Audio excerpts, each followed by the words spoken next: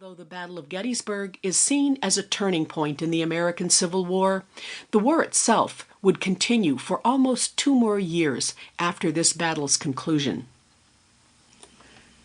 The dead were buried mostly where they fell, scattered throughout the open fields surrounding the town. Bodies were hastily buried, the Union burial details out on the fields even as the last bullets were fired.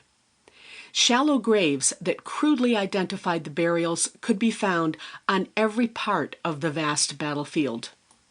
These burials were located on working farms, and it was not long before planting, harvesting, summer rain, and wind began to expose a number of the graves and their inhabitants.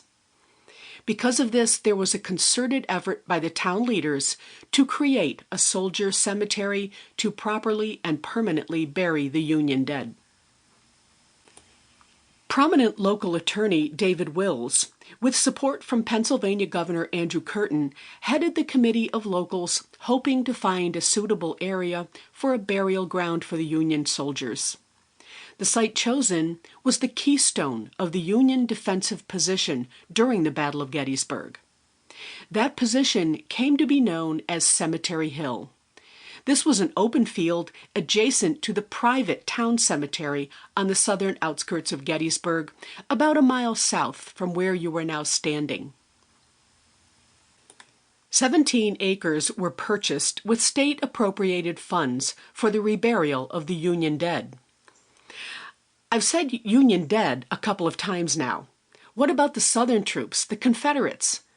They were left behind in the fields surrounding Gettysburg until the 1870s, when their remains were moved to 4 prominent cemeteries in the South, the largest of which is Hollywood Cemetery in Richmond, Virginia.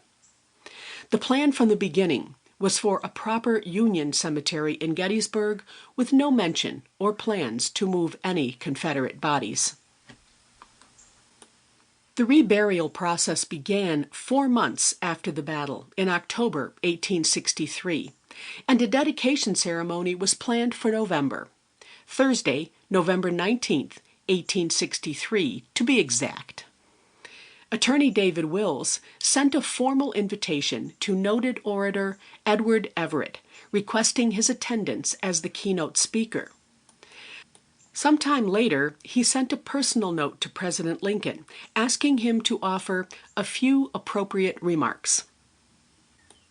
Let's begin to follow in the president's footsteps.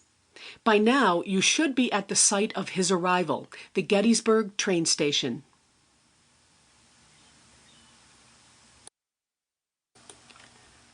Rail service came to Gettysburg in 1858, and this station was completed the same year. In 1863, the rails actually ended here at the station. Note the interesting paint color of the building. This is the same color you would have seen in 1858. The site is now owned by the National Park Service. By the way, Lincoln was not the only president to travel to Gettysburg by rail. 2 other presidents visited here during their time in office, and they arrived at this station: Theodore Roosevelt and Calvin Coolidge. Note the wayside marker on Carlisle Street adjacent to the train station. You'll find numerous such markers around town, and many are quite informative. This marker shows an 1888 photograph of the station. In 1863, the 1-story portion along the tracks did not yet exist. That section was added many years later, in 1886. You may also see a small bronze plaque on the train station near the Carlisle Street entrance that reads, "Civil War Building, July 1863. This plaque does indeed mark a legitimate Civil War building. However, beware. In 1963, to commemorate the 100th anniversary of the battle, those plaques were sold as memorial items. Some people bought them and affixed them to their buildings even if the building was not historic. So the lesson is, do look for these plaques during the tour today, but just be aware that they may or may not mark buildings that were here prior to the battle. Before we leave the train station,